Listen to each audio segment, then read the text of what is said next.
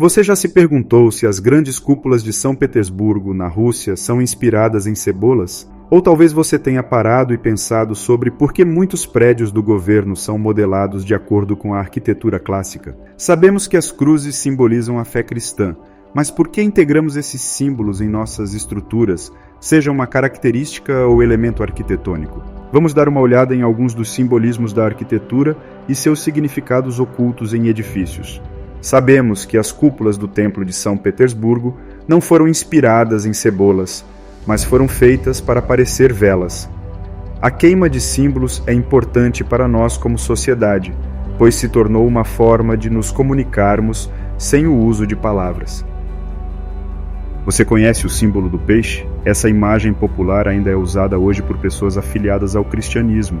O simbolismo arquitetônico está tão profundamente enraizado em nossa cultura que muitas vezes o ignoramos, mas esses simbolismos da arquitetura não se limitam a um único elemento. Eles podem até pertencer a uma determinada classe de tempo ou prática, em uma determinada cultura. Basta tomar como exemplo a Casa Branca e o prédio da Suprema Corte. Você provavelmente notou que as características mais proeminentes desses dois edifícios são as colunas e as estruturas são projetadas no estilo clássico. Uma das razões pelas quais esses dois edifícios, bem como muitas estruturas governamentais, são construídas no estilo clássico é por causa da realeza e formalidade que transmitem. Por outro lado, esse estilo também implica a arquitetura da Atenas democrática e da Roma republicana. E se você se lembra de suas aulas de história, saberia que o sistema de votação foi implementado pela primeira vez na Grécia Antiga. Essa é uma forma de integrar um certo aspecto histórico através da arquitetura. Mas também há casos em que honramos e comemoramos um determinado evento. Para entender isso melhor, vamos dar uma olhada no projeto de Daniel Libeskind para o Museu Judaico de Berlim. A obra de Libeskind foi dedicada à vida do povo judeu que morava na Alemanha, documentando sua arte e cultura. O que chama a atenção nessa estrutura desconstrutivista é o desenho em zigue-zague que eles chamam de Between the Lines.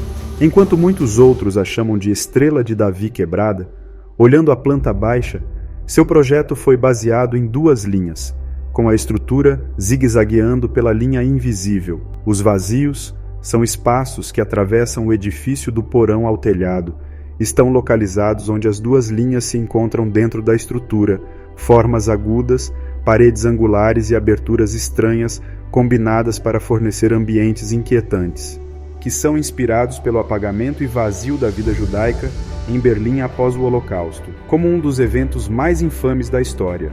Recordar as vítimas do Holocausto através desta estrutura é um belo exemplo de arquitetura como símbolo de poder para que as pessoas se lembrem. O exterior do Museu Judaico apresenta listras diagonais que lembram as janelas coladas cruzadas que foram projetadas para evitar a quebra durante os bombardeios e são construídos em aço revestido de zinco. Além disso, os raios de luz no teto escuro, como o breu, representam os holofotes no céu escuro em busca dos aviões militares. O simbolismo das formas arquitetônicas pode inspirar pessoas e experiências, mas a natureza continua sendo uma das escolhas mais populares, como uma estrela sendo um componente da geometria sagrada. A geometria da estrela contém uma forte carga de energia.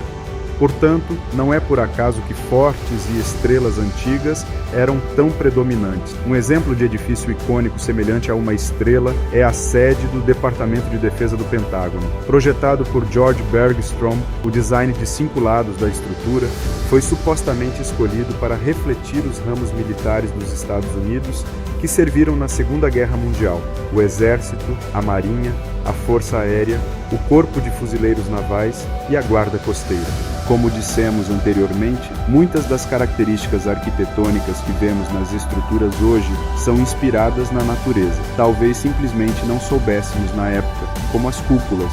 Uma vez que uma cúpula é uma forma de fechamento, ela transmite o significado simbólico do círculo e muito mais. O hemisfério era visto como um dossel cósmico muito antes que as cúpulas de pedra pudessem ser construídas, e ao longo da história, as cúpulas foram adornadas com estrelas e símbolos astrológicos. A cúpula passou a simbolizar o poder universal na Roma antiga. Ele passou de edifícios religiosos para edifícios reais e governamentais durante o Renascimento, preservando alguns de seus significados associados ao poder.